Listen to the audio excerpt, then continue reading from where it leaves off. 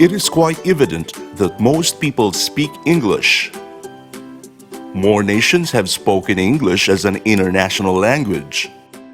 English is the language of choice throughout the entire internet world. It has become the language of friendships, selfies, and games. So, is it really worth to learn English as the second language? Is it worth our time, effort, and energy? The answer is yes, of course. English opens career opportunities. It has become the major business language necessary for a fresh graduate to find a job. Globally, it is known that researches and cross-border business engagements demand English as the medium of communication.